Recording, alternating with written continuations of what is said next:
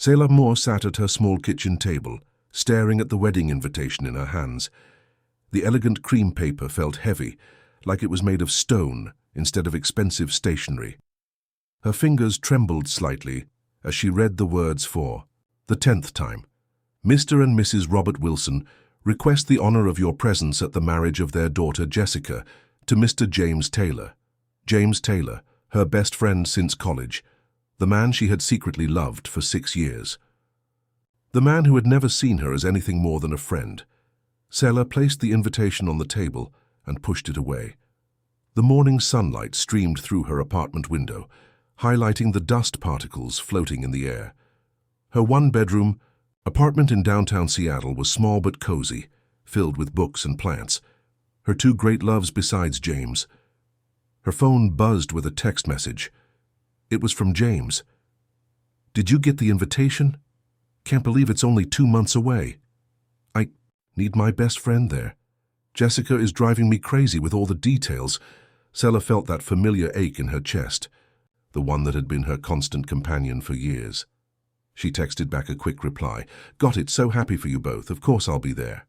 She set the phone down and walked to her window, looking out at the gray Seattle sky. At 26, Selah had built a quiet life for herself. She worked as a children's librarian, spent her evenings reading or writing poetry, and had dinner with James once a week, a tradition that had started in college and continued even after he met Jessica 2 years ago. The phone rang, startling her from her thoughts. It was her mother. "Hey, Mum," Selah answered, trying to sound cheerful. "Baby girl, you don't sound right. What's wrong?" Dorothy Moore had always been able to read her daughter, even from 3,000 miles away in Georgia.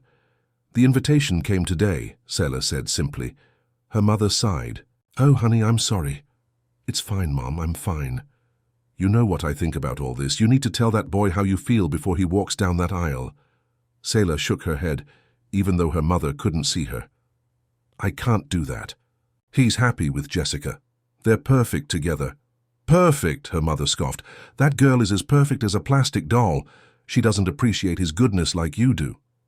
"Mom, please, not today." There was a pause on the line. "I just hate seeing you hurt, baby. You've been loving that boy from a distance for too long." After ending the call with her mother, Selah made herself a cup of tea and sat back down at her kitchen table. The invitation seemed to mock her. James and Jessica, Jessica and James, the perfect couple with their matching initials and their perfect lives. Jessica was everything Selah wasn't. Outgoing, confident, from a wealthy family. She was a marketing executive with a corner office and a closet full of designer clothes. Next to her, Selah felt invisible with her quiet ways and modest wardrobe. That night, after a dinner of reheated pasta, Selah pulled out her journal and a pen. When her emotions became too much to bear, she always turned to writing. It was the only way she knew how to make sense of the chaos in her heart. She began to write a letter, not a poem or a journal entry, but a real letter, the kind people used to write before text messages and emails, a letter that would never be sent but would maybe help her finally let go. "Dear Jay, by the time you read this," no, you'll never read this. That's the point. These are all the words I've kept locked inside for 6 years. 6 years of loving you quietly, of being your best friend, when I wanted to be so much more. The words flowed from her pen, raw and honest. She wrote about the first day they met in English literature class, how he'd argued passionately about Jane Austen while everyone else was half asleep.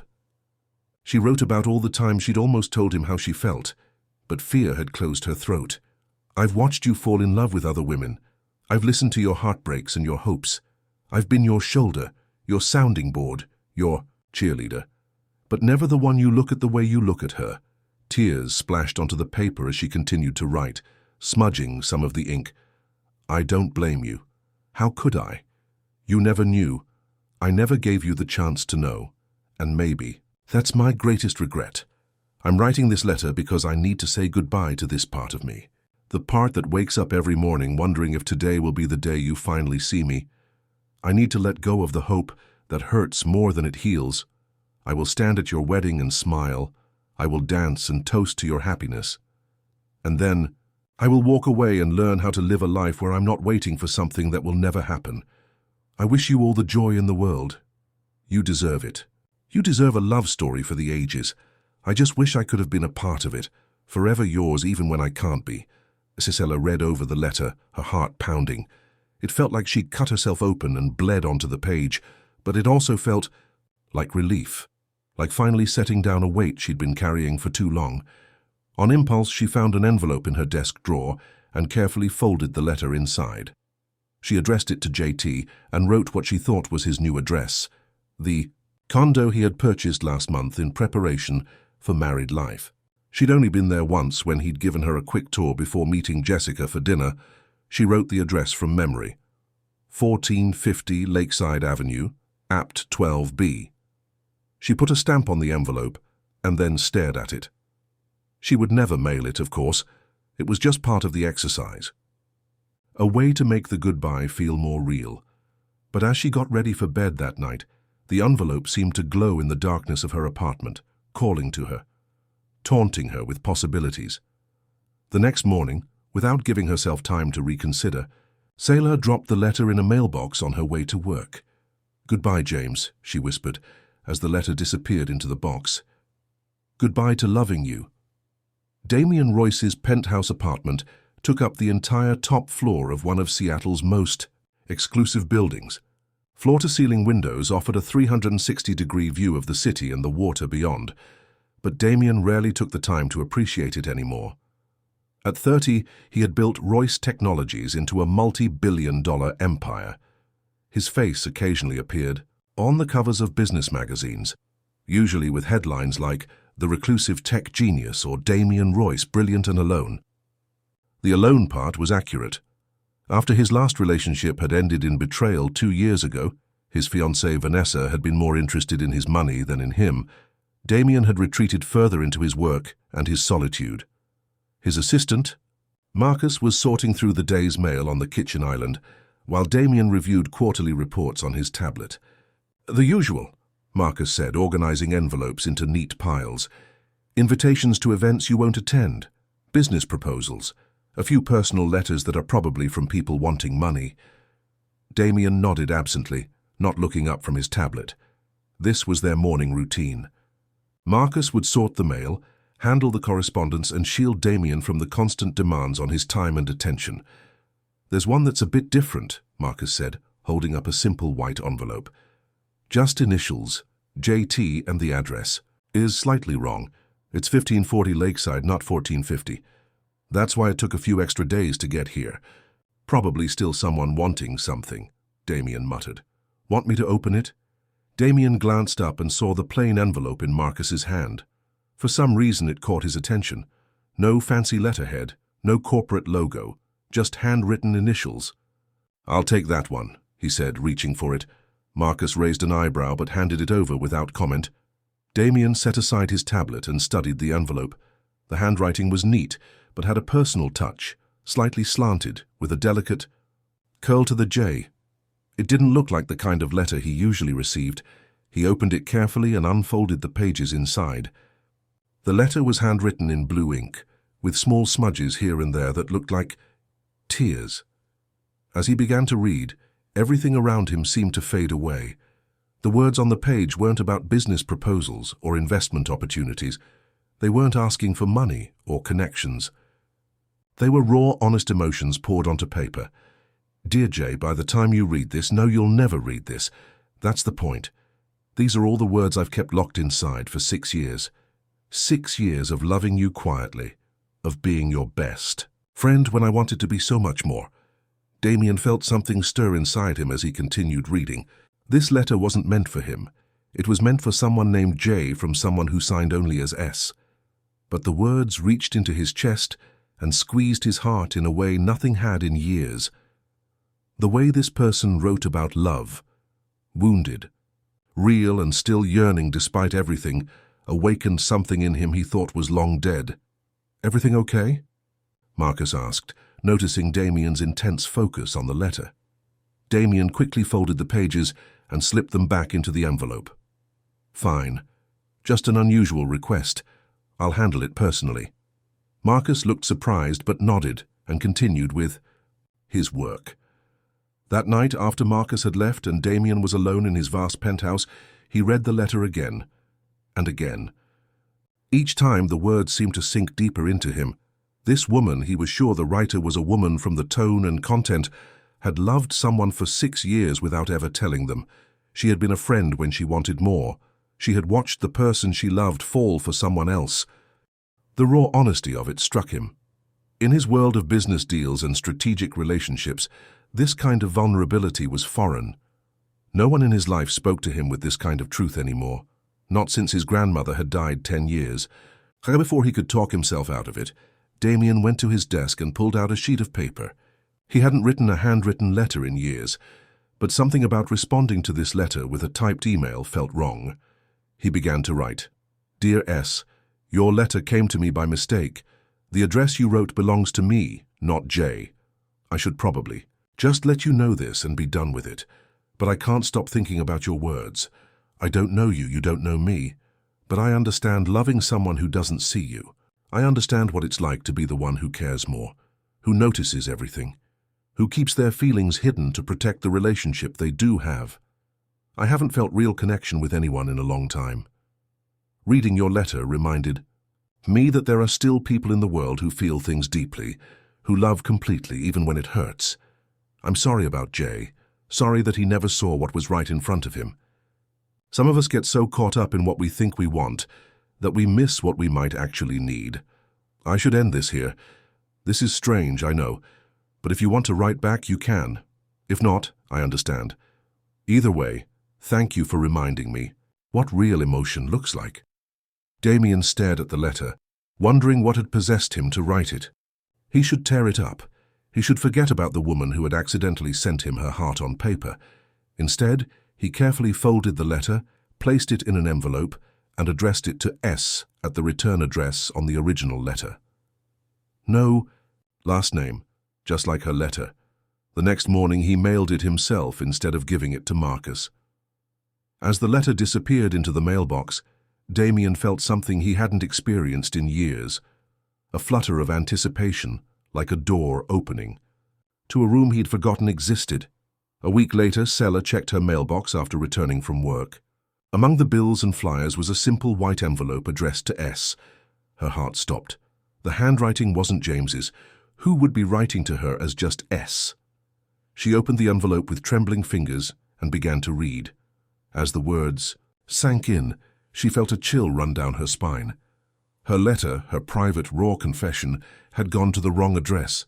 A stranger had read her most intimate thoughts, but instead of feeling violated, she felt a strange sense of connection to this person who signed only as D. The letter was kind, understanding. There was a gentleness to the words that touched something in her. That night, Sella sat at her kitchen table again, a blank page before her. She should ignore this. She should be embarrassed that her private letter had been read by a stranger. Instead, she began to write, "Dear D, I should be mortified that my letter went to you instead of its intended recipient, though honestly it was. Never meant to be mailed at all. But your response was so kind, so understanding, that instead of embarrassment I feel seen. It's ironic, isn't it? I wrote to someone who never truly saw me, and it was read by a stranger who seems to understand exactly how I felt. You said you understand loving someone who doesn't see you. I'm sorry for whatever pain brought you that understanding. It's not something I'd wish on anyone. I'm curious about you now. Who is the person behind the initial D? What's your story? If this is too strange, I understand. But if you want to write back, I'd like that." Sella mailed the letter the next day, wondering if she was making a huge mistake or starting something important. Either way, for the first time in weeks, she wasn't thinking about James and his upcoming wedding.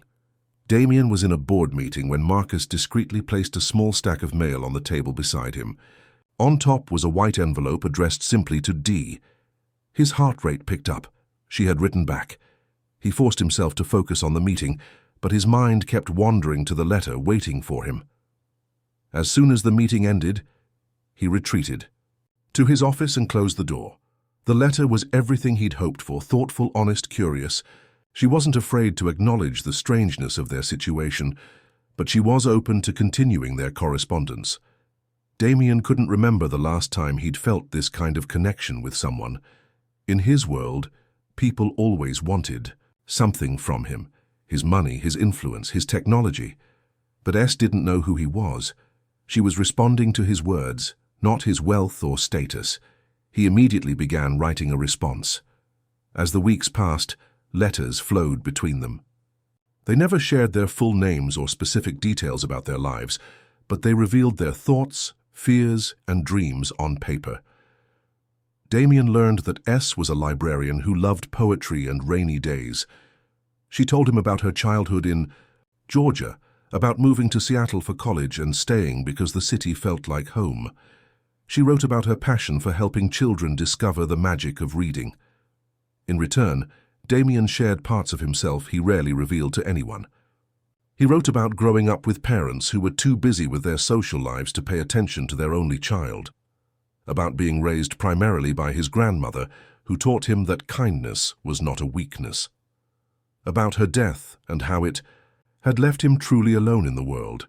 He was careful not to reveal details that might expose his identity, no mentions of his company or his wealth, just the core of who he was beneath all the trappings of success. In her fourth letter, S wrote, "Had dinner with Jay last night. Our weekly tradition. His fiancée was there too. She's lovely, which makes it harder somehow. If she were terrible, maybe I could hold on to some bitterness. But she makes him happy, and isn't that what I've always wanted for him? The wedding is in 6 weeks. I'm a bridesmaid. Can you believe that? You're his best friend," she told me, when she asked. If only she knew. The strange thing is, writing to you has made it easier, knowing that someone out there understands, that someone is listening to the things I could never say to anyone else. It helps. I wonder what it would be like to meet you. Would we recognize something in each other? Would the connection we've found on paper translate to real life? Or is this one of those rare relationships that works precisely because of the distance, because of what we don't know about each other? Sometimes I think about trying to find you. The return address on your envelopes must be close. Our letters arrive so quickly. But then I worry that reality could never live up to the picture I've created in my mind. For now, I'm content with this, with words on paper and the anticipation of finding your letter in my mailbox. Until next time. S. Damien read her letter twice, his heart racing. She was wondering about meeting him. She was curious about who he was, and she lived close by. He hadn't paid attention to her address before, but now he looked at the envelope more carefully. She was in the Westlake neighborhood, just 3 blocks from his building. The realization hit him like a physical blow. This woman whose words had become so important to him, whose thoughts he carried with him throughout his days, was practically his neighbor. He could walk to her apartment in less than 10 minutes. He could see her, talk to her, hear her voice, instead of just imagining it. But what would happen when she discovered who he really was? When she learned that D was Damien Royce, the billionaire whose face occasionally appeared in the business section of the newspaper, would she believe that his feelings were genuine, or would she think he was playing some kind of game? Damien set the letter down and walked to his windows, looking out at the Seattle skyline. Somewhere out there, just a few blocks away, was a woman who had accidentally sent him her heart, a woman who was falling for the man she knew only as D, a woman who still thought she was writing to a stranger, when in reality he might pass her on the street any day without knowing it. He had a choice to make: tell her the truth and risk losing the most real connection he'd had in years, or continue the correspondence, knowing that each letter deepened a relationship built partly on a mission. As the sun set over Elliott Bay, Damien made his decision. He would write one more letter, and in it he would suggest that perhaps someday, soon they might meet. What he didn't know was that S. Sella was making plans of her own. Plans that would change everything. Sella sat at her desk in the children's section of the Seattle Public Library, trying to focus on organizing the upcoming summer reading program. But her mind kept drifting to the letter she had received from D yesterday. Their correspondence had been going on for almost a month now, and with each exchange she felt a deeper connection forming.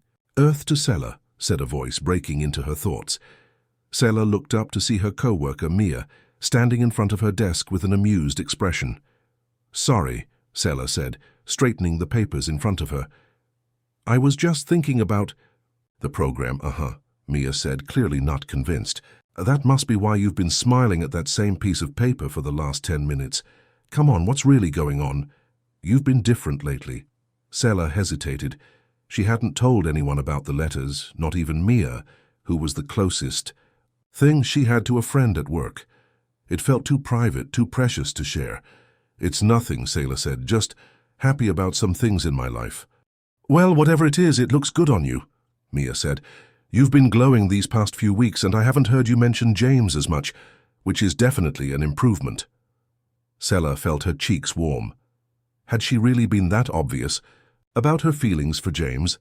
"Speaking of which," Mia continued, "isn't his wedding coming up soon?" 5 weeks, Sela said, the familiar ache returning to her chest, though it wasn't as sharp as before. "I have the final bridesmaid dress fitting next weekend." Mia squeezed her shoulder sympathetically. "You're a stronger woman than I am, Sela." "More." After work, Sela stopped at her favorite coffee shop. The barista, Ryan, greeted her with a warm smile. "The usual?" he asked. "Yes, please," Sela said, returning his smile. As she waited for her chai latte, Sela glanced around the busy cafe. Her eyes landed on a tall man in a dark suit standing at the pickup counter. There was something about his posture, confident but slightly withdrawn, that caught her attention. He turned slightly, and she caught a glimpse of his profile. Strong, jaw straight nose, dark hair cut short and neat. For a fleeting moment she wondered if that's what Dee might look like. She had started to create an image of him in her mind, someone thoughtful and kind, but perhaps a bit guarded, like he'd been hurt before. The man collected his coffee and turned toward the door. As he passed near her, their eyes met briefly. His were a striking blue-gray, intense but somehow sad. He nodded politely and continued out of the cafe. Sela felt a strange flutter in her chest. There was something familiar about him, though she was certain they'd never met. She shook off the feeling as Ryan called her name with her drink. Damien walked quickly from the coffee shop, his heart pounding. He was almost certain that had been her, Sela Moore. He had seen the name on her envelopes, of course, but had always addressed his replies simply to S, just as she addressed hers to D. But last week, curiosity had gotten the better of him. He had asked Marcus to find out who lived at her address, making up a story about a potential property investment in the area. Sela Moore, Marcus had reported back. 26 years old, works as a children's librarian at the Seattle Public Library. No criminal record, no significant social media presence, keeps to herself from what I can gather. Damien had told himself he just wanted to know who she was, not to intrude on her life. But then he'd found himself walking past the library yesterday, slowing his pace as he reached the building, wondering if she was inside, and now he'd impulsively stopped at this cafe, which was on the route between the library and her apartment building. The chance of running into her had been slim, but somehow it had happened. She was beautiful, not in the flashy way of the women he usually encountered in his social circle, but in a quiet, luminous way that suited her letters perfectly. Her eyes were thoughtful and deep, her movements graceful. She had looked right at him, and for a moment he'd been tempted to say something, to introduce himself, to tell her who he was, but he'd lost his nerve and walked away instead. Back in his penthouse, Damien paced back and forth, the untouched coffee cooling on his kitchen counter.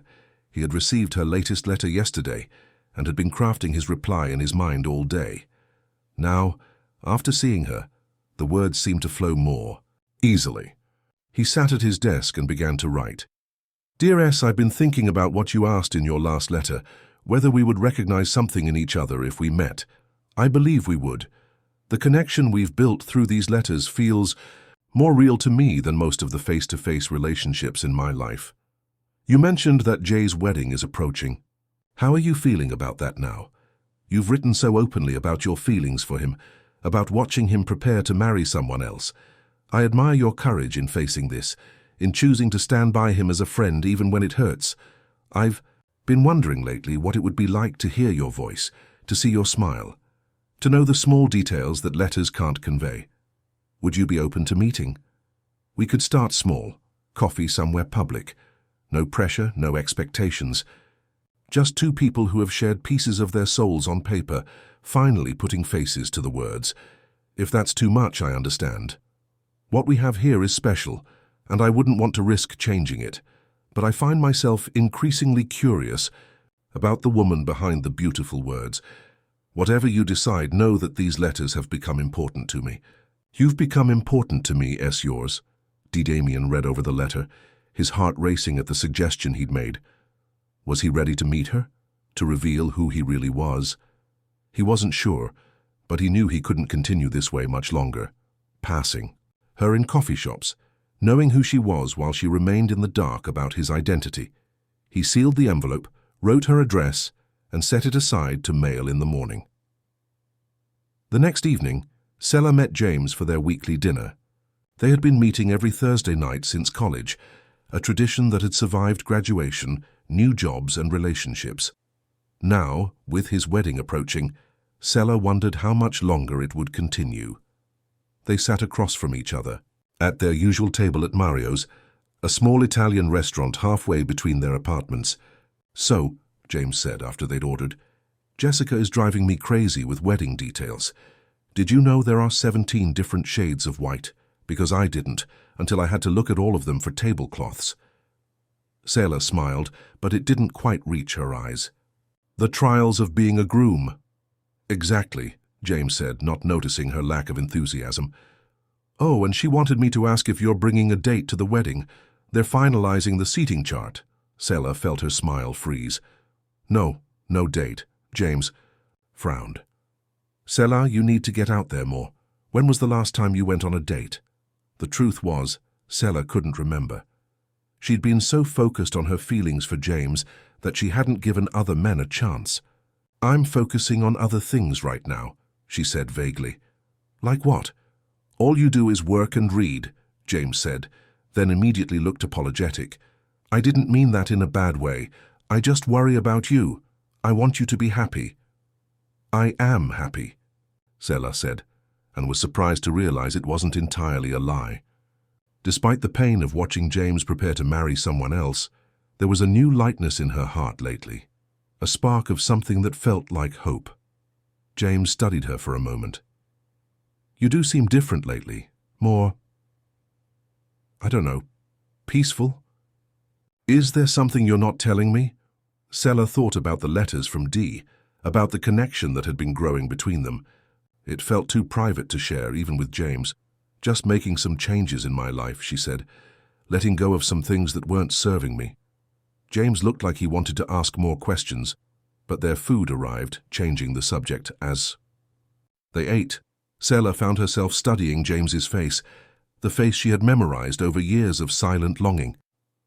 His warm brown eyes, the dimple in his right cheek when he smiled, the way he ran his hand through his hair when he was thinking. For the first time, she realized she was looking at him with a sense of detachment, as if seeing him from a distance. The ache was still there, but it was duller now, more like an old bruise than a fresh wound. Was she really starting to let go? And if she was, what or who was helping her do it? The next morning, Sela found a new letter from Dee in her mailbox. She took it to her favorite spot in a nearby park, a bench under an old oak tree, and opened it with trembling fingers. As she read his words, her heart raced. He wanted to meet her, to put a face to the words they'd been sharing. The thought both thrilled and terrified her. What if the connection they'd built on paper didn't translate to real life? What if he was disappointed when he met her? Or what if she was disappointed when she met him? But beneath all these fears was a growing certainty that Dee had become important, to her in a way she hadn't expected. Their letters had become a lifeline during one of the most difficult periods of her life. He understood her in a way no one else did, not even James. That night she sat down to write her reply. "Dear Dee, your suggestion about meeting has been on my mind all day. Part of me wants to say yes immediately. The connection we've built through these letters feels real and significant to me too. But another part of me is scared. What if the magic is in the mystery? What if meeting face to face changes what we have? And yet, I find myself increasingly curious about you too. I've started looking at strangers on the street, wondering if they might be you. Is that strange to admit? So my answer is yes, let's meet. But can we wait until after Jay's wedding? It's in a month, and right now I'm wrapped up in bridesmaid duties and emotional preparation. I want to be fully present when we meet, not distracted by all of that. In the meantime, tell me more about you. What does your day look like? What makes you smile? What keeps you up at night? Besides our letters, which I admit have cost me some sleep as I think about how to respond, I'm finding that these exchanges have become a bright spot in my life during a time when I needed one most. Thank you for that unexpected gift. Yours, Isella, mailed the letter the next morning on her way to work, her heart lighter than it had been in months. Damien received Sailor's letter 2 days later. Her agreement to meet, even with the delay, sent a surge of both excitement and anxiety through him. He would finally meet the woman whose words had awakened feelings he thought were long dead. But first, he had to navigate the next month without revealing that he already knew who she was. And he had to decide how much to tell her about himself when they did meet. The truth was, being just D had been liberating. Without the weight of his name, his wealth, his reputation, he had been able to be more honest than he had been with anyone in years. Would that change when she knew who he really was? Over the next few weeks, their letters continued, growing more personal and intimate with each exchange. Damien found himself sharing things he'd never told anyone, about his lonely childhood, about the pressure of building his company, about his fears of never finding someone who wanted him for himself and not his money. In return, Sella wrote about her struggles with self-confidence, about growing up as the quiet daughter of outspoken parents, about finding her voice through writing and her joy in helping children discover the magic of books. 3 weeks before James's wedding, Sella wrote, I had my final dress fitting today. Standing there in that bridesmaid dress, watching Jessica glow in her wedding gown, I realized something. The pain isn't as sharp as it was. Don't get me wrong, it still hurts to know that Jay will never be mine. But I'm starting to believe that maybe that's okay. Maybe there's someone else out there for me. Is it crazy that I'm thinking it might be you? We've never met, never spoken, and yet I feel like you understand me better than people I've known for years. Your letters have become the thing I look forward to most. Your words have helped me start to let go of a love that was never going to be returned. Whatever happens when we meet, I want you to know that these letters have meant everything to me during this time. 3 more weeks until Jay's wedding. 3 more weeks until I can finally see the face behind the words that have begun to heal my heart. Yours always, as Damien read her letter at his desk, his heart pounding. She was falling for him, or at least for the man she knew through his letters. And he was falling for her too, more deeply than he'd thought possible. But a nagging worry persisted. Would she still feel the same when she learned who he really was? Or would she see him as everyone else did, as Damien Royce, billionaire, a means to an end rather than a man to love? The next day, unable to stay away, Damien found himself walking past the library again. This time he went inside, telling himself he just wanted to see where she worked. The children's section was on the 2nd floor. As he approached, he heard a warm, gentle voice reading aloud. He followed the sound and found himself at the edge of a reading circle. About 15 children sat on colorful cushions, looking up at the young woman who was reading to them with animated expressions and different voices for each character. Selah. She was even more beautiful up close. Her dark skin glowed in the soft library light, and her eyes sparkled as she engaged with the children. She wore a simple blue dress that complemented her figure, and her natural hair was styled in a crown of braids around her head. Damien stood transfixed, watching her bring the story to life. This was the woman whose words had touched him so deeply, whose honesty had awakened his heart. Seeing her in her element, surrounded by books and children sharing her love of stories, made his feelings for her even stronger. As the story ended and the children began to disperse, Damien quickly turned and left before she could notice him. He felt like an intruder, watching her without her knowledge, But he also felt more certain than ever that he needed to find a way to tell her the truth before they met. That night, he began a new letter. Dear S, there's something I need to tell you before we meet. Something I should have told you from the beginning, but I was afraid it would change how you saw me, how you responded to my words. He paused, pen hovering over the paper. How could he explain who he was without scaring her away? How could he tell her he had seen her, that he knew what she looked like, without seeming like he'd been stalking her? After several false starts, he finally decided on a simpler approach. Dear, Cass, as our meeting approaches, I find myself thinking more and more about what happens next. These letters have created something rare and precious between us, a connection based purely on words and thoughts, untainted by the superficial judgments that often color first impressions. I'm not the person most people see when they look at me. My life has given me certain advantages, but also burdens. People often see what they want from me, not who I am. But in these letters, with you, I felt truly seen for the first time in years.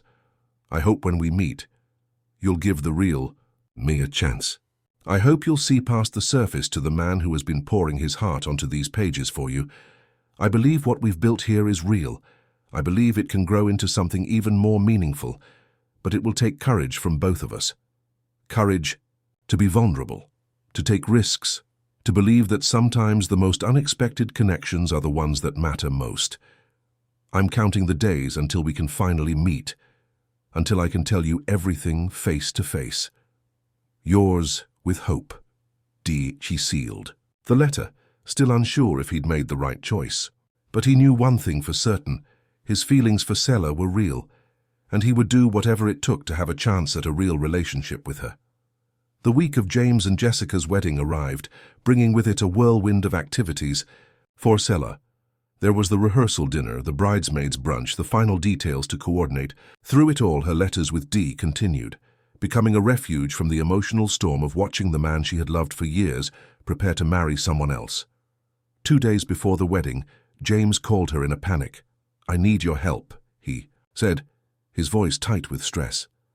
Jessica's cousin was supposed to pick up the rings from the jeweler, but she got stuck in Portland with flight delays. Can you do it, please? I'm trapped in meetings all day and they close at 6. Of course, Sela said, unable to say no to him even now. Text me the details. After work, Sela headed to the jewelry store in downtown Seattle. As she waited for the clerk to retrieve the rings, she gazed absently at the display of engagement rings, wondering if she would ever wear one herself. Beautiful, aren't they? The deep voice startled her. She turned to find a man standing nearby, the same man she had noticed in the coffee shop weeks ago. Up close, she could see that his blue-gray eyes had flecks of green in them, and there were lines at the corners that suggested he smiled more often than his serious expression indicated. Yes, she said, feeling strangely nervous. They are. Shopping. For yourself, he asked, then immediately looked embarrassed. I'm sorry, that's none of my business. Sela shook her head, smiling slightly. No, I'm picking up wedding rings for a friend. Ah, he said, nodding. Lucky friend to have someone so reliable. Before Sela could respond, the clerk returned with a small velvet box. Here you are, Ms. Moore, the rings for the Taylor-Wilson wedding. Thank you, Sela said, taking the box and tucking it safely into her purse. She turned back to the man, who was watching her with an intensity that made her pulse quicken. Well, I should get going, she said, suddenly self-conscious. He nodded, stepping back to give her space. Of course, have a good evening, Ms. Moore. The use of her name startled her until she realized the clerk had said it. Still, there was something in the way he looked at her, like he knew her, like he was seeing beyond the surface to something deeper. As she left the store, Sela couldn't shake the feeling that there had been something familiar about him. Not his face exactly, but something in his manner, in the way he spoke. Later that night, as she was getting ready for bed, her phone rang. It was James again. Sela, thank you so much for getting the rings. You're a lifesaver, as always. Happy to help, she said, and was surprised to find she meant it. The usual pain of hearing his voice was muted now, dulled by time and by her growing feelings for Dee. Listen, James continued, I know we're going to be busy with wedding stuff, but I wanted to check in. You've seemed different lately, happier, But also, I don't know, more distant. Is everything okay? Sela hesitated. This was the moment when she could tell him everything, about her feelings for him, about how she was finally letting go, about the mysterious correspondent who had helped her do it, but she found she didn't want to. Her feelings for James had been her secret for years. Now her connection with Dee was a new secret, one that felt even more precious. Everything is fine, she said. Better than fine, actually. I'm just making some changes in my life.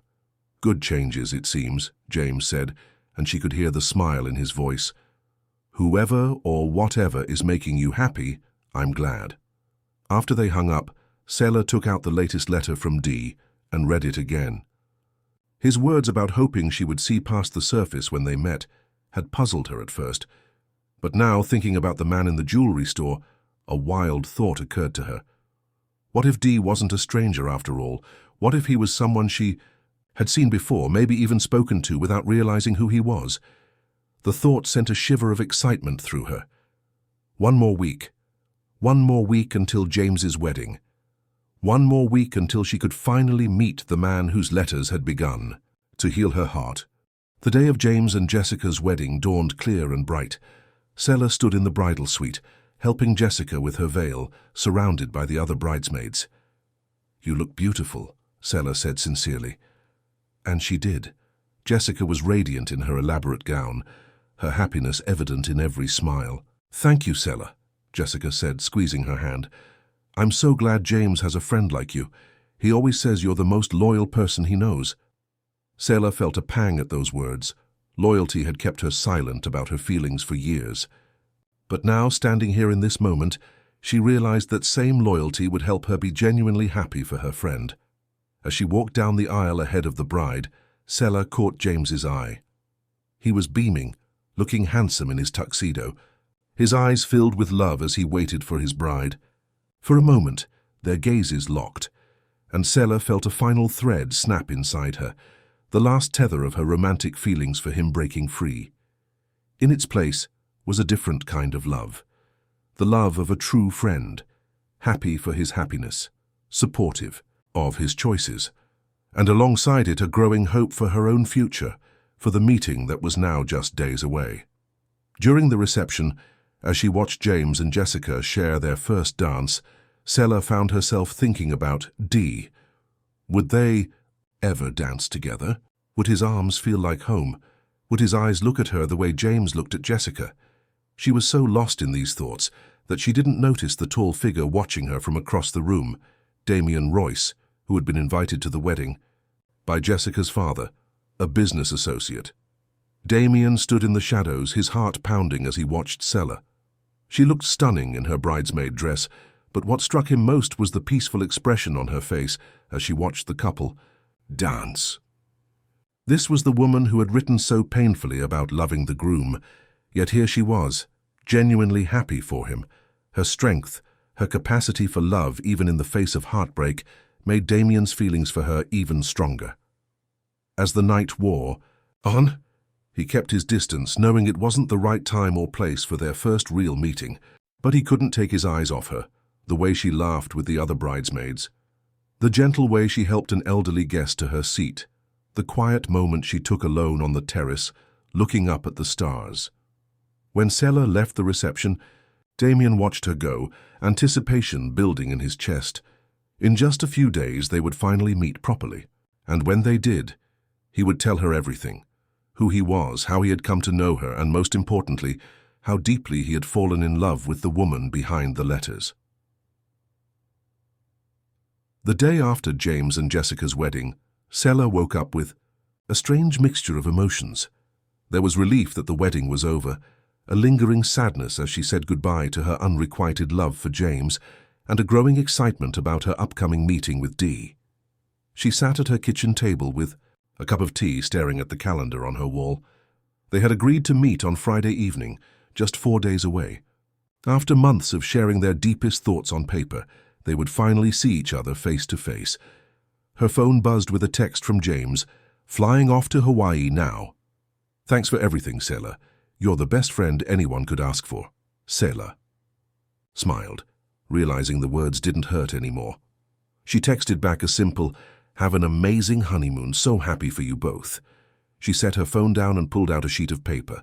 There was time for one more letter before they met. "Dear Dee, the wedding is over. I stood beside my best friend and watched him marry someone else, and I survived.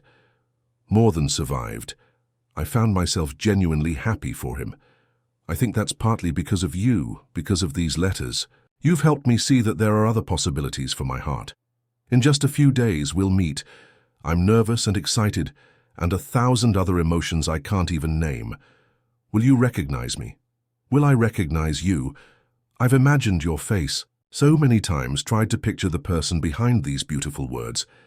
Whatever happens when we meet, I want you to know that your letters came to me at exactly the moment I needed them. When I was drowning in unrequited love, you threw me a lifeline. You reminded me that connection can come from the most unexpected places. I don't know what Friday will bring, but I'm ready to find out. Ready to see if what we've built on paper can grow into something real." Until Friday, Cecilia mailed the letter that morning on her way to the grocery store. As she pushed her cart through the produce section, she found herself daydreaming about Friday. They had agreed to meet at Elliott's, a small waterfront cafe with a view of Puget Sound. She would wear her favorite blue dress. She would arrive a few minutes early. She would— "I'm sorry," a deep voice said as a shopping cart bumped gently into hers. Cecilia looked up, startled from her thoughts. It was him again, the man from the coffee shop and the jewelry store. His blue-gray eyes widened slightly in recognition. "We seem to be making a habit of this," he said with a small smile. Cecilia felt her cheeks warm. "Seattle can feel like a small town sometimes." "Indeed it can," he agreed. "I'm sorry about your cart, I was distracted." "No harm done," Cecilia said, noticing the single items in his cart: premium coffee, a loaf of artisan bread, a bottle of expensive-looking wine. A businessman's quick shop, she guessed. He seemed about to say something more when his phone rang. He glanced at it and frowned slightly. "I should take this," he said apologetically. "Have a good day, Ms. Moore." Before Cecilia could respond, he was already answering the call and moving away. She watched him go, puzzled by the encounter. How many times could you randomly run into the same stranger in a city of over 700,000 people? And why did she feel that strange sense of familiarity every time she saw him? Damien paced his penthouse, phone pressed to his ear, as Marcus updated him on a minor crisis at the company. But his mind was elsewhere. On the woman he'd just seen, at the grocery store, on the letter he'd received from her that morning, on the upcoming meeting that could change everything. "So do you want me to handle it?" Marcus was asking. "What?" Yes, handle it," Damien said distractedly. "I trust your judgment." He ended the call and walked to his window wall, looking out at the Seattle skyline. Seeing Cecilia at the grocery store had been unplanned, a genuine coincidence this time. He'd been shocked when he rounded the corner and saw her there, lost in thought as she examined a display of apples. Each time he saw her, his certainty grew. The connection he felt to her through their letters wasn't just in his imagination. There was something real between them, something worth fighting for. But first, he had to tell her the truth. Damien sat at his desk and began to write one final letter. "Dear S, by the time you read this, we will have already met. But there are things I need to tell you that might be easier to process in writing first. The truth is, I already know who you are. Your first letter addressed to JT came to me by mistake. The address you wrote, 1450 Lakeside Avenue, is close to mine. 1540 Lakeside. When I wrote back, I should have been clearer about this, but something in your words caught me off guard. The honesty, the raw emotion, it touched something in me I thought was long dead." As our correspondence continued, I found myself falling for the woman behind the words. I told myself it was better not to know more about you, to keep our connection in the realm of letters, but curiosity got the better of me, and I learned your name, Cecilia Moore. Even then, I intended to wait until our arranged meeting to see you. But fate had other plans. We've actually crossed paths several times, at a coffee shop, at a jewelry store, and most recently at a grocery store. Each time I wanted to tell you who I was, but the moment never seemed right. There's more you need to know about me. My name is Damien Royce. You may have heard of me or my company, Royce Technologies. The world sees me as a successful businessman, but success has come with a price. People want things from me, my money, my influence, my connections. They rarely want me for myself. In our letters, I've been more honest than I've been with anyone. In years. The man you've come to know through my words, that's the real me beneath all the trappings of wealth and status. I understand if you're angry. I understand if this changes how you see me, or what's been growing between us. But I hope you'll give us, a chance. The connection we've built is rare and precious to me. I don't want to lose it. I'll be waiting at Elliot's on Friday, hoping for the opportunity to start again, this time with complete honesty between us. Yours always, Damien. He sealed the letter and addressed it, planning to give it to her in person after they met. Whether she would read it, whether she would forgive him for not being completely honest, remained to be seen. Friday arrived with a sky full of Seattle's characteristic clouds, though patches of blue promised better weather later. Selah spent the day in a state of nervous anticipation, finding it hard to focus on her work at the library. "You look like you're about to jump out of your skin," Mia commented as they shelved books together. "Hot date tonight?" Selah hesitated, then nodded. "Something like that." Well, Mia said with a grin. "Is this why you've been walking around with your head in the clouds lately? Who's the lucky guy?" "It's complicated," Selah said, unable to explain that she was meeting someone she'd been corresponding with for months, but had never actually met. "The good ones usually are," Mia replied with a wink. "Text me if you need a rescue call." By the time Selah left work, the clouds had cleared, leaving a beautiful early summer evening. She hurried home to get ready, her stomach fluttering with butterflies. In her apartment, she changed into her favorite blue dress, simple but flattering with a flowing skirt that moved when she walked. She put on light makeup, arranged her braids, and slipped on her most comfortable nice sandals. This wasn't a night for pinched toes or uncomfortable clothes. At 6:45, 15 minutes before their agreed meeting time, Selah left her apartment and began the 10-minute walk to Elliot's. The evening was perfect, warm, but not hot, with a gentle breeze coming off the water. As she approached the cafe, her steps slowed. What if he didn't show up? What if he took one look at her and was disappointed? What if the connection they'd built through letters didn't translate to real life? Taking a deep breath, Selah pushed open the door of the cafe and stepped inside. It wasn't crowded, just a few couples at tables and a family in the corner. She glanced around, wondering if Dee was already there, if one of these men was the person she'd been pouring her heart out to for months. None of them seemed to be waiting for someone or looking in her direction. Selah chose a table near the window with a view of the water and sat down. She was a few minutes early. She would wait, and he would come.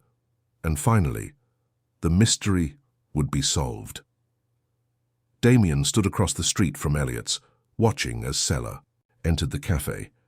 She looked beautiful in a blue dress that complemented her dark skin, her movements graceful as she chose a table by the window. Even from a distance, he could see the nervous anticipation in her posture, the way she glanced around the cafe looking for him. This was it. The moment when everything would change. He had the letter in his pocket, the one explaining everything.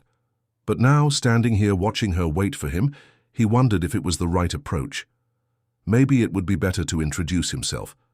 First, to establish a connection face to face, before revealing that he was the D from her letters.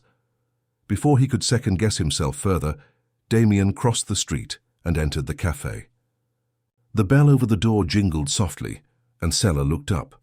Their eyes met, and Damien saw recognition flicker across her face. Not the recognition of D, but of the man she'd encountered several times around the city. He approached her table, his heart pounding. "Hello again, Ms. Moore." Selah looked surprised. "You know my name." "I do," Damien said, his throat suddenly dry. "May I join you? I believe you're waiting for me." Confusion crossed her face, followed by understanding and then uncertainty. "You're D?" Damien nodded, taking the empty chair across from her. "My name is Damien. Damien Royce." Selah's eyes widened slightly at the name. "The tech company owner, that Damien Royce?" "Yes," he said simply, watching her face for her reaction. "But to you, I've just been D." Sela sat back in her chair, processing.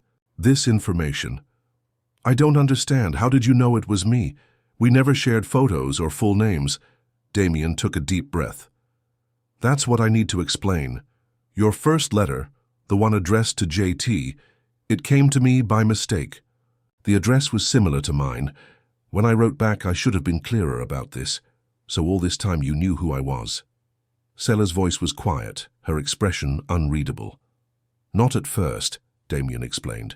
I only knew your initial S and your return address, but after a while I wanted to know more about the woman behind the beautiful words. I found out your name. And our meetings around the city, the coffee shop, the jewelry store, the grocery store, were those planned too? Damien shook his head. The coffee shop was a coincidence. After that, I'll admit I walked past the library once, curious to see where you worked. I saw you reading to children. The jewelry store and grocery store were genuine coincidences. Sela was silent for a long moment, her eyes searching his face. Why didn't you tell me? Why let me believe we were strangers when we met? I was afraid, Damien admitted. Afraid that if you knew who I really was, not just Damien but Damien Royce, it would change how you saw me. People usually want something from me because of my name, my money. With you, in those letters, I was just a man sharing his thoughts. It was the most honest connection I've had in years. A waitress approached their table. Can I get you two something to drink? Just water for now, please, Sela said, her voice still quiet. The same, Damien added. When the waitress left, an uncomfortable silence fell between them. Damien reached into his pocket and pulled out the letter. I wrote this for you, he said, placing it on the table between them. It explains everything. Who I am, how I came to know about you, what these letters have meant to me. I understand if you're angry or if you feel betrayed. But I hope you'll read it and consider giving us a chance. Sela looked at the envelope but didn't reach for it. I don't know what to think right now. All this time I've been sharing my most private thoughts with you, thinking we were equals in our vulnerability. But you had the advantage. You knew more about me than I knew about you. You're right, Damien said, his voice low, and I'm sorry for that. But please believe me when I say that everything I wrote in those letters was true. My feelings for you are real, Sela. More real than anything I've felt in a very long time. The waitress returned with their waters, the interruption giving Sela a moment to collect her thoughts. I need some time, she finally said, reaching for her purse. This is a lot to process. Damien's heart sank, but he nodded. I understand. Take all the time you need, I'll be here. Or anywhere you want to meet when you're ready to talk. Sela stood, her hand hovering over the letter for a moment before she picked it up. I'll read this. And then, I don't know. I need to think. Of course, Damien said, standing as well. Can I walk you home? No, Sela said more sharply than she'd intended. No, thank you, I'd rather be alone right now. Damien watched her leave, fighting the urge to follow her. He had known this would be difficult, that the truth might push her away. But sitting alone at the table where they should have been getting to know each other, he felt a deep ache of regret. Had he lost her before they'd even had a chance to begin? Sela walked quickly, her mind racing. Damien Royce. The mysterious she'd been writing to for months. Was Damien Royce one of the wealthiest men in Seattle, maybe in the country? A man whose face occasionally appeared in business magazines and news reports, and he had known who she was all along. The betrayal stung, even as she tried to understand his reasons. Their letters had been so honest, so vulnerable. She had shared things with him that she'd never told anyone else. And all the while, he'd had this advantage over her, knowing her identity while keeping his own secret. Back in her apartment, Sela kicked off her sandals and sat on her couch, the unopened letter in her hands. Part of her wanted to tear it up without reading it. Another part remembered the connection they'd built through their correspondence, the way his words had helped her begin to heal. With a deep breath, she opened the envelope and began to read. Damien's letter was honest and apologetic. He explained everything, his accidental receipt of her first letter, his impulsive decision to write back, his growing feelings for her, his fear that revealing his identity would change how she saw him. The man you've come to know through my words. That's the real me beneath all the trappings of wealth and status. Sela set the letter down, conflicting emotions swirling inside her. The hurt and betrayal were still there, but so was the undeniable connection she'd felt to the man behind the letters, the man whose words had come to mean so much to her over the past months. Was it fair to dismiss all of that because he hadn't been completely honest about his identity? Hadn't she also kept parts of herself hidden in those early letters, not using her full name, not giving specific details about her life? Sela picked up her phone and scrolled to Mia's number, then hesitated. How could she possibly explain this situation to someone else when she could barely make sense of it herself? Instead, she went to her desk and pulled out a fresh sheet of paper. Writing had always helped her sort through her feelings. Dear Damien, I'm still processing everything that happened tonight. The shock of discovering that Dee, the person I've been writing to for months, sharing my most private thoughts with, is Damien Royce, was overwhelming. I felt betrayed, hurt that you knew who I was while I remained in the dark about your identity. It seemed like an imbalance of power, a one-sided vulnerability that I didn't consent to. But as I read your letter and thought about our correspondence, I began to see things differently. I remember how careful we both were in those early letters, sharing our thoughts but not many specific details about our lives. I understand your fear that revealing your identity might change how I saw you or responded to you. The truth is, I don't know how I feel right now. The connection we built through our letters feels real to me, but I'm not sure if I can trust it anymore. I need some time to think about all of this, to decide if what we started on paper is something I want to continue in person. Please don't. Contact me for a few days. I need space to sort through my feelings without the influence of your words, words that have always had a powerful effect on me. Sela read over the letter, then folded it and put it in an envelope. She would mail it tomorrow. For now, she needed sleep and distance to clear her head. 3 days passed without any word from Sela. Damien respected her request for space, though it was one of the hardest things he'd ever done. He threw himself into work, spending long hours at the office to avoid the empty silence of his penthouse. On the 4th day, a letter arrived for him, addressed simply to Damien at his building. His heart raced as he recognized Sela's handwriting. Her letter was thoughtful but non-committal. She wasn't ready to see him yet, but she wasn't closing the door completely either. She needed time to process everything, to decide if what they had built was worth pursuing despite the rocky start. Damien read the letter multiple times, analyzing every word for clues to her feelings. He wanted to respond immediately, to pour out his heart again, but he knew he needed to give her the space she'd asked for. Instead, he channeled his energy into action. If Sela decided to give him a chance, he wanted to be worthy of it. He started by addressing the imbalance between them. She knew very little about his daily life, while he had glimpsed parts of hers. He called Marcus into his office. I need you to clear my schedule for the next few weeks. Delegate what you can, postpone what you can't. Marcus looked surprised. Everything? The Johnson merger is in a critical phase, and the board is expecting— The board can wait, Damien interrupted. For once in my life, something is more important than this company. Over the next week, Damien made changes that shocked those who knew him. He stepped back from the day-to-day operations of Royce Technologies, trusting his leadership team to handle things. He declined invitations to high-profile events that he would normally have attended out of obligation. He even turned off his phone for hours at a time, something he hadn't done in years. Instead, he spent time rediscovering the city he'd lived in but rarely experienced.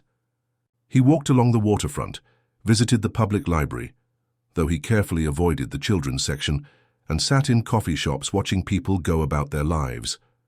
And he wrote, not letters to Sela, respecting her request for space, but journal entries about his thoughts, his hopes, his regrets. Writing had become a way to process his emotions, a habit he'd developed through his correspondence with her.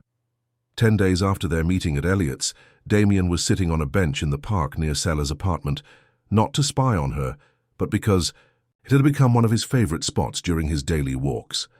The afternoon sun filtered through the leaves of the old oak tree above him, creating dappled patterns on the ground. "Is this seat taken?" Damien looked up, his heart skipping a beat as he recognized Sella's voice.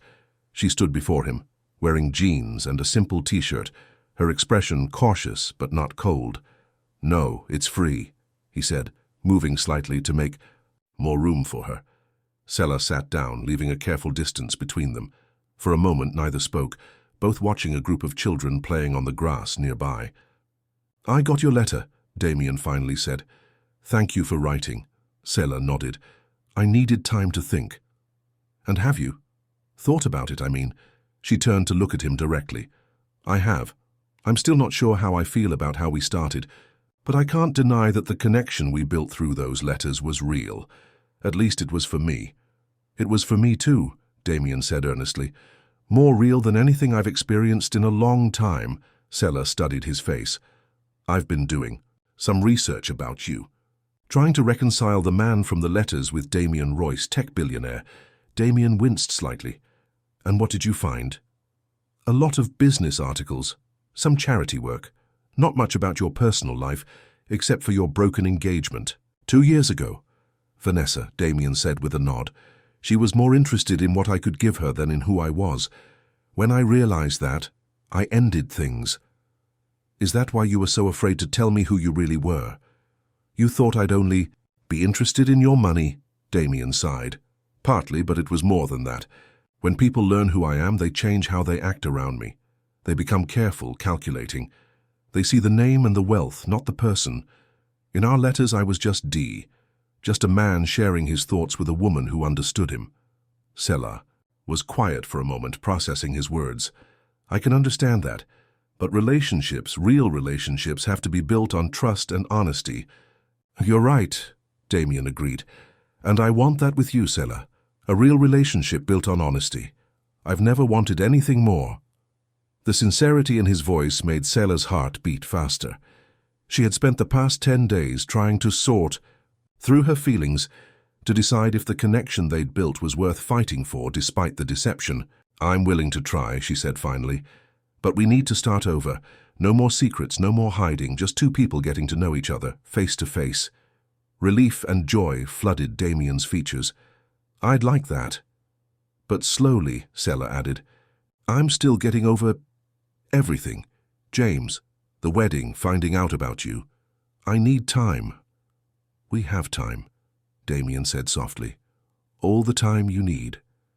They sat in companionable silence for a while, watching the children play. Finally, Sela stood up. "Would you like to get coffee sometime?" she asked. "Maybe tomorrow afternoon?" Damien stood as well, smiling. "I'd love that." "Good," Sela said, a small smile playing at her lips. "It's a date." As she walked away, Damien felt a weight lift from his shoulders. She was giving him a chance, giving them a chance. It was more than he had dared to hope for. Over the next few weeks, Sela and Damien began the process of getting to know each other properly. They met for coffee, took walks along the waterfront, and spent hours talking about everything and nothing. Sela was surprised to discover how different Damien was from the public persona she had researched. In person, he was thoughtful and sometimes shy, with a dry sense of humor that made her laugh. He listened to her stories about the library with genuine interest, asked questions about her poetry, and never made her feel like her life was small compared to his. For his part, Damien found himself falling even deeper for the woman he had first met through letters. Sela in person was everything he had imagined and more. Kind, intelligent, with a quiet strength that drew him to her. She didn't seem impressed or intimidated by his wealth or status, treating him like any other man, which was exactly what he had always wanted. 3 weeks after their coffee date, Damien invited Sela to dinner at his penthouse. It was the first time she would see where he lived, and he was uncharacteristically nervous as he prepared for the evening. "You're overthinking this," Marcus observed as he helped Damien select wines for the meal. "From everything you've told me about her, she's not going to care about any of this." He gestured to the opulent surroundings. "That's why I'm nervous," Damien admitted. "I don't want her to think I'm showing off or trying to impress her with material things." Then don't, Marcus said simply. Just be yourself, the man she's been. Getting to know these past weeks. When Sela arrived that evening, Damien met her in the lobby of his building, not wanting her to feel overwhelmed by the private elevator and security measures. Ready to see my humble abode? He asked with a self-deprecating smile as they rode up to the top floor. Sela squeezed his hand. As long as you don't expect me to be impressed by square footage or fancy appliances. The elevator doors opened, directly into Damien's penthouse, revealing the stunning space with its floor-to-ceiling windows and panoramic views of the city. Sela took it all in with wide eyes. Okay, I lied, she said after a moment. I'm a little impressed by the view. Damien laughed, relieved by her reaction. It's the only reason I bought the place. I never really cared about the rest of it. As he gave her a tour, Sela noticed that despite the expensive furnishings and art, the penthouse felt impersonal, like a high-end hotel suite rather than a home. The only exception was Damien's study, a warm room filled with books, comfortable, furniture and personal touches that revealed the man behind the wealth. This is the only room that feels like you, she observed, running her fingers along the spines of his books. Damien nodded. It's where I spend most of my time when I'm home. The rest of the place, I never really bothered to make it mine. I'm not here that much. Always working? Sela asked. Until recently, yes, Damien said, but I've been making some changes lately. Over dinner, which Damien had cooked himself to Sela's surprise, they talked about those changes. How he was delegating more at work, setting boundaries, making time for things that brought him joy outside of his company. And what brings you joy? Sela asked, genuinely curious. Damien considered the question. Reading, walking through the city without a destination in mind, writing, which I never did before our letters, and, he hesitated, then met her eyes, being with you. That brings me more joy than anything has in a very long time. Sela felt her cheeks warm at his honesty. I've enjoyed our time together too, she said softly. More than I expected to. Later, as they stood by the windows looking out at the glittering city lights, Damien turned to face her. Sela, he said, his voice quiet but intense, I need you to know something. The man you met through those letters, that's who I really am. Not the businessman in the news, not the billionaire with the fancy penthouse. Just someone who was lonely, who found an unexpected connection with a woman who wrote the most honest letter I'd ever read. Sela met his gaze, seeing the vulnerability in his eyes. I believe you, she said. It took me some time, but I do. Believe that what we built through those letters was real, and what we're building now, that feels real too. Damien took her hands in his. Can I kiss you? He asked, his voice barely above a whisper. In answer, Sela stepped closer, lifting, her face to his. Their lips met in a gentle kiss that deepened as Damien's arms wrapped around her waist, drawing her closer. When they finally pulled apart, both were breathless. I've been wanting to do that since our second date, Damien admitted with a smile. What? Took you so long? Sela teased, her arms still around his neck. As the night grew late, neither wanted it to end. They sat talking on Damien's balcony, wrapped in blankets against the cool evening air, sharing stories and dreams and fears. It was like their letters come to life, the same honesty, the same connection, but now with the added dimension of physical presence. When Sela finally said she should go home, Damien called his driver to take her, despite her protests that she could take a rideshare. I'll pick you up tomorrow at noon, he said, as he walked her to the elevator. If you're free, that is. I want to show you something. I'm free, Sela said, curious. What is it? Damien just smiled. It's a surprise, but I think you'll like it. Their goodnight kiss left both of them smiling like teenagers. As the elevator doors closed between them, Sela felt a warmth in her chest that had nothing to do with the wine they'd shared. For the first time in years, maybe ever, she was falling for someone who saw her completely and valued her for exactly who she was. The next day, Damien picked Sela up in his car, not the flashy sports car she might have expected, but a practical, luxury sedan. Where are we going? She asked as they drove north out of the city. You'll see, Damien said with a mysterious smile. It's about a 30-minute drive. They chatted easily as they left the city behind, both comfortable in the growing intimacy between them. Sela noticed that Damien seemed both excited and nervous about wherever they were headed.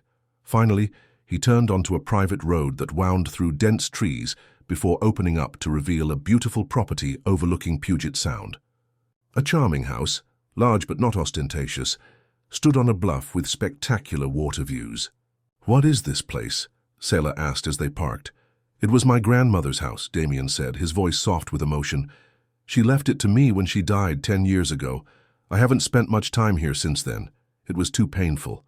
But lately, I've been coming back, making some repairs, spending weekends here." He led her inside, and Sela immediately felt the difference between this house and his penthouse. This place was warm, lived in, filled with personal touches and memories. Family photos lined the walls, well-worn books filled the shelves, and comfortable furniture invited you to sit and stay a while. "My grandmother raised me here," Damien explained as they moved through the rooms. "My parents were always traveling, always busy with their social lives and business ventures, but she was here. She taught me to read in that chair by the window, taught me to cook in that kitchen, showed me that love isn't about what you can give someone materially, but about showing up for them day after day." The emotion in his voice touched something deep in Sela's heart. This was the man from the letters, vulnerable, honest, longing for real connection. "She sounds wonderful," Sela said softly. "She was," Damien agreed. "She would have loved you." He showed her through the house, sharing stories along the way, how he'd fallen out of the apple tree in the backyard and broken his arm at age 8, how his grandmother had taught him to sail on the Sound, how they'd read aloud to each other every night before bed. In what had been his grandmother's study, Damien paused before a desk by the window. "This is where I've been writing to you," he said. It felt right somehow. She always said that honesty was the greatest gift you could give someone. Sela approached the desk, noticing the writing paper and pens laid out neatly, a stack of books nearby. It was so easy to picture Damien here, pouring his heart out on paper, just as she had done at her kitchen table. "Thank you for sharing this with me," she said, turning to face him, "for letting me see this part of your life." Damien took her hands in his. "I want to share everything with you, Sela, the good and the bad, the past and the present. I'm falling in love with you, have been since that first letter you wrote. And I know it's fast, and I know we're still getting to know each other, but I've never been more certain of anything in my life." Sela felt tears prick at her eyes. The intensity of his words matched the feelings growing in her own heart, feelings she had been afraid to name until now. "I'm falling for you too," she admitted. "It scares me how quickly. After James, I didn't think I'd open my heart again so soon. But with you, it feels right. It feels like coming home." Damien pulled her into his arms, holding her close as if she might disappear if he let go. They stood like that for a long time, the afternoon sun streaming through the windows, illuminating the beginning of something neither had expected to find. Later, as they walked along the private beach below the house, Sela felt a sense of peace she hadn't experienced in years. The pain of her unrequited love for James felt distant now, like a story that had happened to someone else. "Do you ever come here to write?" she asked, thinking of the desk in the study. Damien nodded. "More and more lately. I've been working on something, actually, a novel." Sela looked at him in surprise. "Really? What's it about?" "Two people who find each other through an accidental letter," he said with a smile. "It's not very original, I know," Sela laughed. "The best stories rarely are. It's how you tell them that matters." As the sun began to set over the water, painting the sky in brilliant oranges and pinks, Damien turned to Sela with a question. "Would you spend the weekend here with me? There's a guest room if you'd prefer, but I'd like to show you more of this place, share more of my life with you." Sela considered the invitation. It was another step forward, another deepening of their relationship. But it felt right, felt natural in a way that surprised her. "I'd like that," she said, "but I don't have any clothes or anything with me. We can go back to the city, get whatever you need," Damien said, his face lighting up with joy at her acceptance. "Or we can stop at a store on the way back here. Whatever you prefer." Sela smiled at his eagerness. "Let's go back to my place so I can pack a bag." And maybe stop for dinner on the way back here. Perfect, Damien agreed, taking her hand as they walked back toward the house. As they drove back to Seattle to get Sailor's things, she found herself thinking about how much her life had changed in just a few months. From heartbreak over James to this unexpected new beginning with Damien. From a mistakenly addressed letter to a love story she hadn't seen coming. Life, it seemed, had a way of delivering your heart exactly where it needed to be, even when the address was wrong. The summer days passed in a sweet haze of new love as Sela and Damien's relationship deepened. They fell into a comfortable rhythm, spending weekdays in the city and weekends at Damien's grandmother's house by the water. For Sela, it was like waking up from a long sleep. After years of loving someone who didn't see her, being with Damien, who saw her so clearly, who valued her thoughts and feelings, felt like stepping into sunlight after years in shadow. On a warm August evening, they sat on the deck of the beach house, watching the sunset. Sela had moved one of her favorite plants from her apartment to the house, a small gesture that spoke volumes about how comfortable she felt there. "I have to go back to work tomorrow," Damien said, his fingers laced through hers. He had taken an unprecedented amount of time away from Royce Technologies over the past months, delegating responsibilities and focusing on his personal life for the first time in years. "The company can't run itself forever," Sela teased, though there was understanding in her eyes. "Unfortunately not," Damien sighed. "The board is getting restless, and there are some decisions only I can make.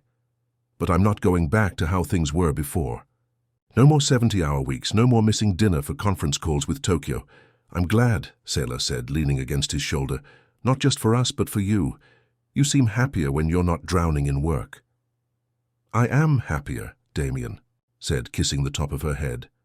"Happier than I've been in a very long time." That night, as Sela slept beside him, Damien found himself thinking about the future. For years, his only focus had been his company, building it, growing it, protecting it. But now, for the first time, he was thinking beyond business strategies and market shares. He was thinking about a life with Sela, about creating a home together, about waking up beside her every morning. The thought both thrilled and terrified him. It had only been a few months since their first meeting, since she had discovered who he really was. Was it too soon to be thinking so far ahead?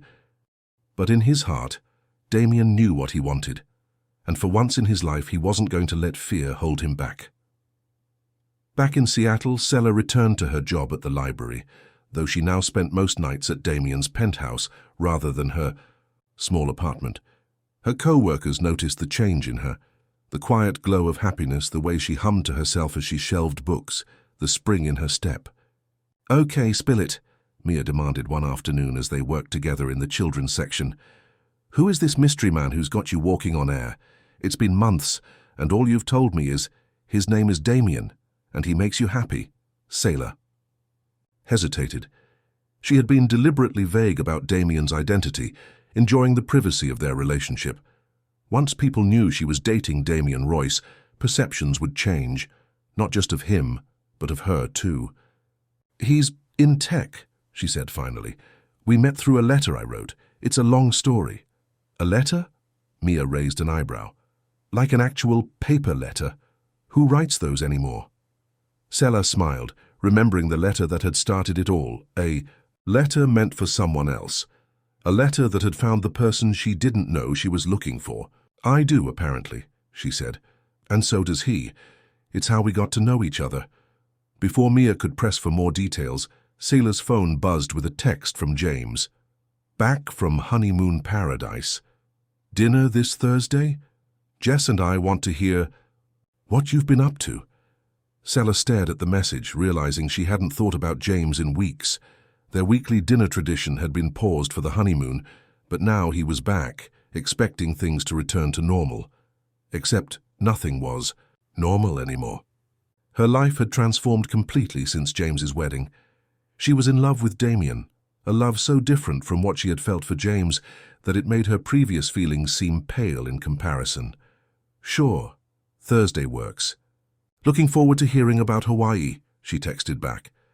That evening, as she and Damien cooked dinner together in his penthouse kitchen, Sela mentioned the text from James. "He wants to have dinner on Thursday," she said, chopping vegetables, while Damien stirred a sauce on the stove. "The three of us, him, Jessica, and me." Damien glanced at her. "How do you feel about that?" Sela considered the question. "Strange, actually. It used to be just James and me every Thursday night. Then it became James, Jessica, and me sometimes. Now, I don't know, it feels like a chapter that's closed." "Do you want me to come with you?" Damien offered. "I could meet your friends." The thought of introducing Damien to James and Jessica made Sela's stomach flutter with nerves. "Maybe not this time," she said. "I think I need to do this on my own first. But soon I'd like them to meet you." Damien nodded, understanding in his eyes. "Whenever you're ready."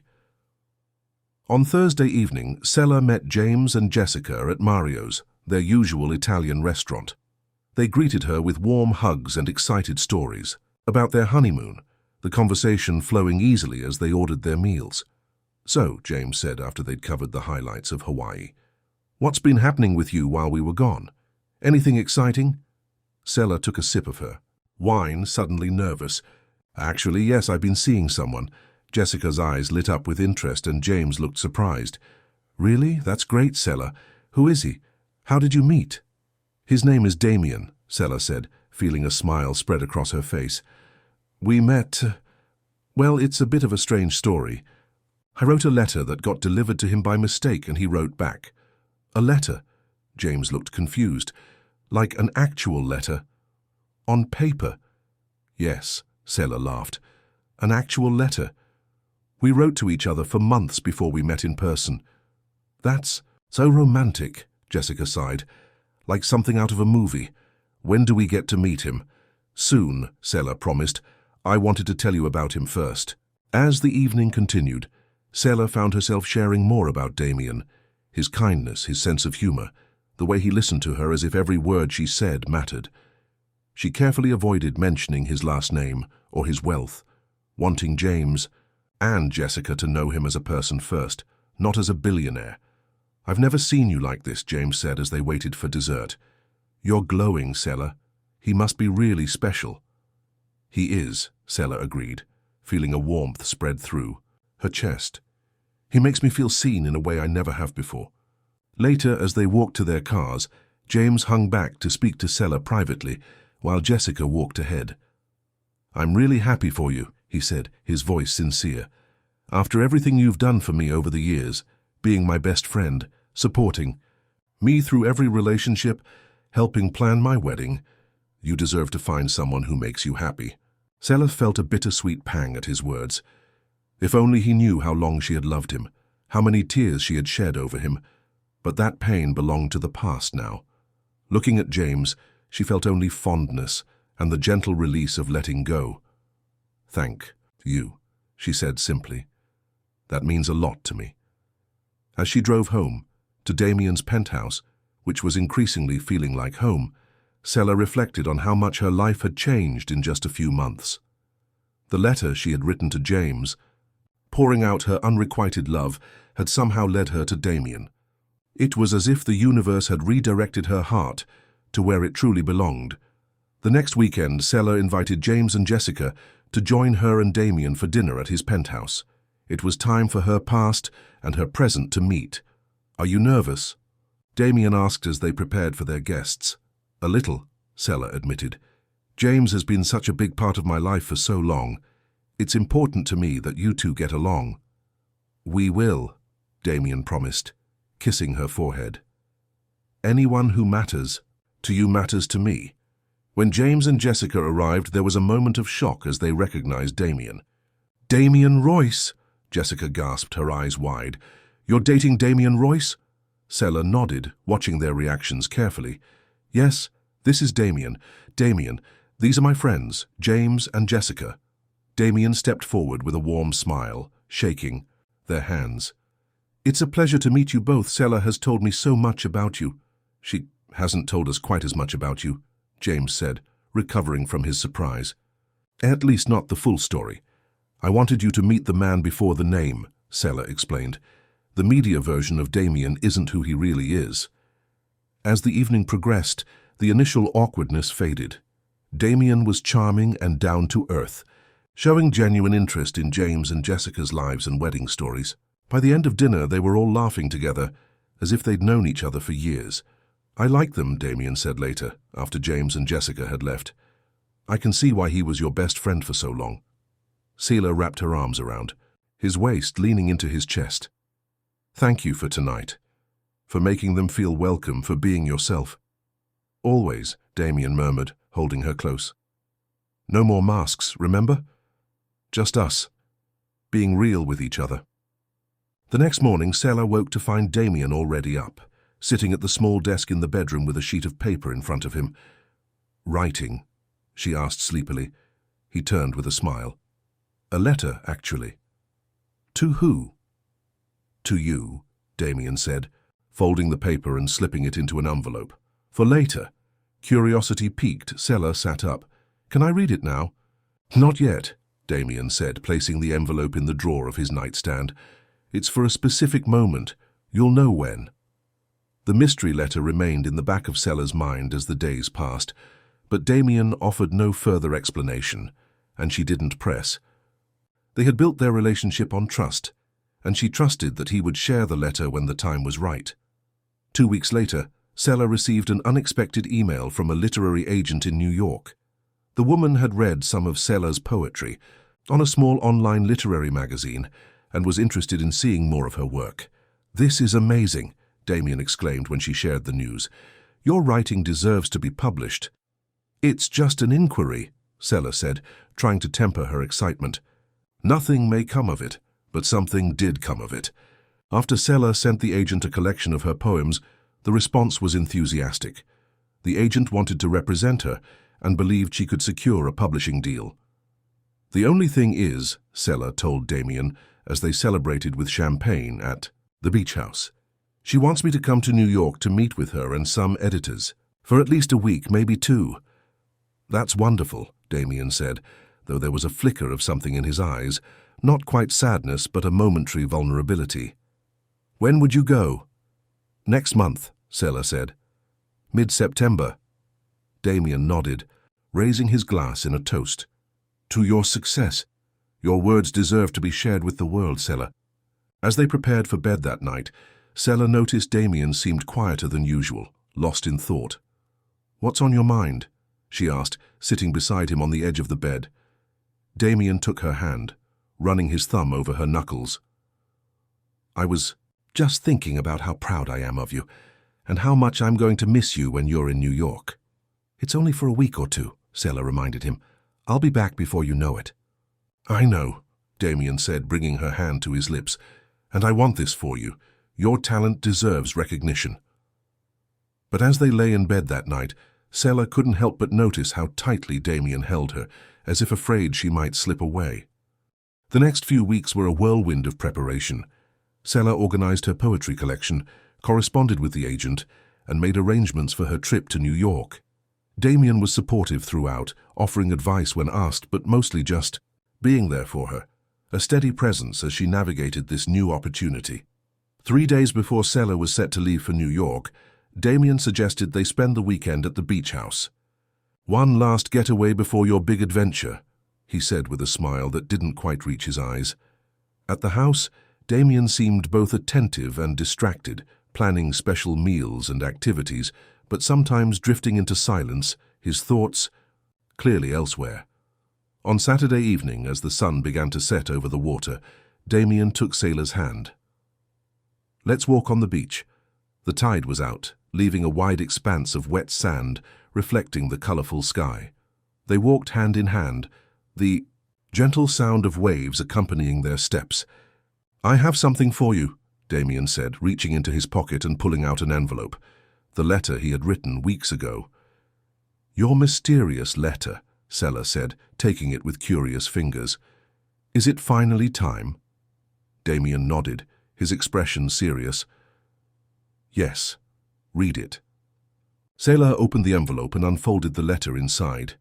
"My dearest Selah, when you read this, I hope you'll understand why I've waited for the right moment to share it with you. From the day your first letter arrived at my door, a letter never meant for me. I felt as if some greater force was at work in our lives. What are the chances that a misdirected letter would find its way to someone who needed its words as much as I did? What are the chances that two people, both wounded by love in different ways, would find healing in each other? The months since we met have been the happiest of my life. You've shown me what real connection feels like. Honest, vulnerable, unconditional. You've helped me become a better version of myself. With you, I've learned to prioritize what truly matters, to open my heart without fear, to trust that love doesn't always come with hidden agendas. I'm writing this letter because there's something I want to ask you, something I've been thinking about for weeks. But I wanted to ask it in the way we began, with written words, with thoughts carefully chosen and committed to paper. Sela Moore, would you consider building a life with me? Not just weekends at the beach house or nights at the penthouse, but a real shared life. A home that's ours, not just mine that you visit or yours that I stay in. A future together, whatever that might look like. I know it hasn't been that long since we met in person. I know there's still so much for us to learn about each other. But I've never been more certain of anything than I am of my love for you and my desire to make a life with you. This isn't a proposal. Not yet. I know you're not ready for that, and truthfully, neither am I. But it is a promise. A promise that I'm all in, that I see a future with you, that what we have is real and lasting to me. Whatever your answer, know that I support your dreams completely. Your trip to New York, your poetry, your career at the library, whatever makes you happy, makes me happy. All my love. Damien. Sela looked up from the letter to find Damien watching her intently, vulnerability clear in his eyes. Her heart felt so full it might burst. Damien, she whispered, unable to find more words. He took both her hands in his. I meant every word, Sela. I love you. I want a future with you, but I need to know if that's what you want too. Sela felt tears well in her eyes, not tears of sadness but of overwhelming joy. Yes, she said, her voice thick with emotion. Yes, that's what I want too. I love you, Damien. I want to build a life with you. Relief and happiness washed over Damien's face. He pulled her into his arms, holding her tight against his chest.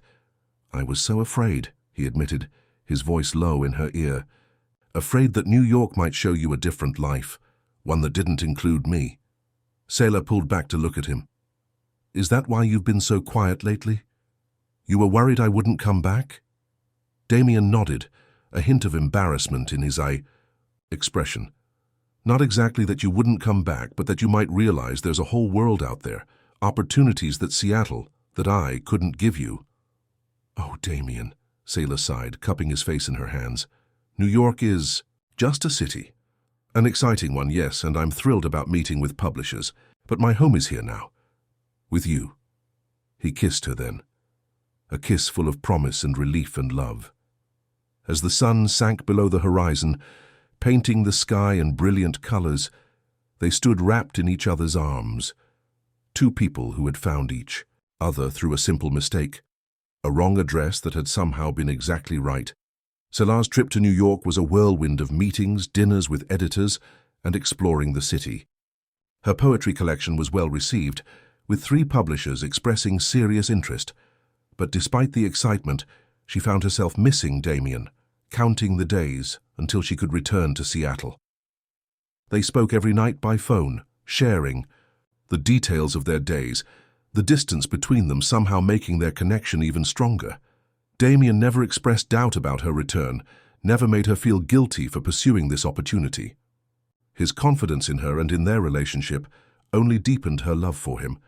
On her last night in New York, Sela called Damien with exciting news. Blackwood Press wants to publish my collection, she said, barely containing her excitement. They're offering a 2-book deal, the poetry collection and then a novel if I want to write one. Sela, that's incredible. Damien's pride was evident even through the phone. I knew they'd recognize your talent. When do you sign? They're sending the contract next week, Sela said. There's just one thing. They want me to come back to New York every few months for meetings and events. Once the book is published, there was a brief pause before Damien responded. That makes sense. You'll be one of their authors. They'll want you involved in the promotion. You don't mind? Me traveling back and forth? Mind? Damien's voice was warm. Sela, I'm so proud. Of you I could burst, and who knows, maybe I'll come with you sometimes. I have business contacts in New York too. Sela felt a wave of gratitude for this man who supported her dreams so completely. I love you, she said simply. I love you too, Damien replied. Now go celebrate your success. I'll see you tomorrow. When Sela's plane landed in Seattle the next day, Damien was waiting for her at the gate, a bouquet of wildflowers in his hand. She ran into his arms, breathing in the familiar scent of him, feeling the rightness of being back where she belonged. Welcome home, he murmured against her hair. It's good to be home, Sela replied, meaning every word. As they drove from the airport to the beach house, Damien had taken the day off work to spend it with her. Sela told him more about her meetings in New York, the people she'd met, the possibilities that had opened up for her. They asked about the inspiration for my poems, she said, as they crossed the bridge out of the city. Especially the newer ones, the ones I wrote after we met. What did you tell them? Damien asked, glancing at her with a smile. I told them about a letter that went to the wrong address, Sela said, reaching over to take his hand. A letter that found the right person anyway.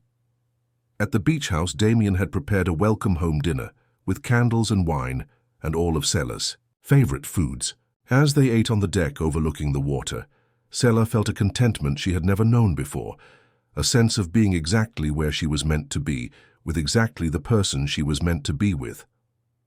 After dinner, as they sat watching the stars appear one by one in the darkening sky, Damien turned to her with a serious expression.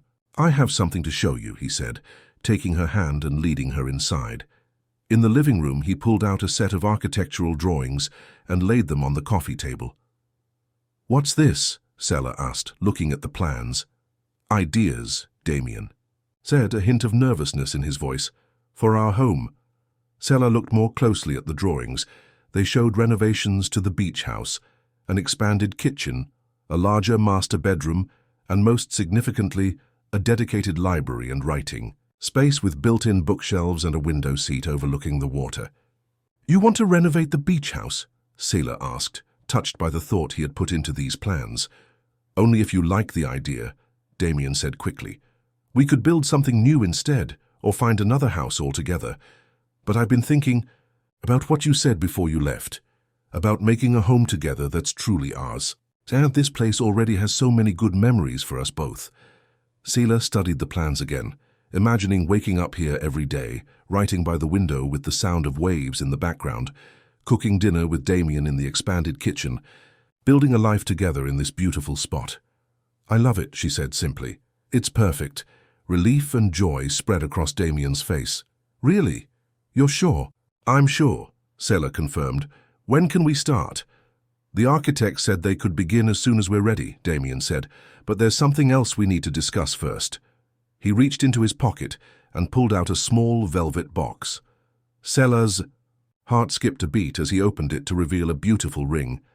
Not an ostentatious diamond, but a unique design with a deep blue sapphire surrounded by smaller diamonds. I know I said in my letter that it wasn't a proposal yet, Damien said, his voice suddenly husky with emotion.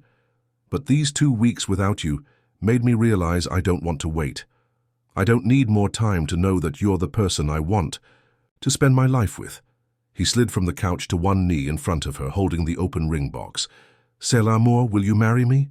Will you build a life with me? A home with me? A future with me? Tears filled Sela's eyes as she looked at this man who had come into her life so unexpectedly, who had healed her heart and shown her what real love felt like. Yes, she whispered, then louder. Yes, Damien, I will marry you. His hands trembled slightly as he slipped the ring onto her finger. It fit perfectly, the deep blue stone catching the light. It reminded me of your eyes, Damien said softly. Deep and beautiful and full of soul. Sela pulled him up to sit beside her, then kissed him with all the love in her heart. It's perfect, she said. Everything is perfect. That night, as they lay in bed together, Sela thought about the journey that had brought them to this moment.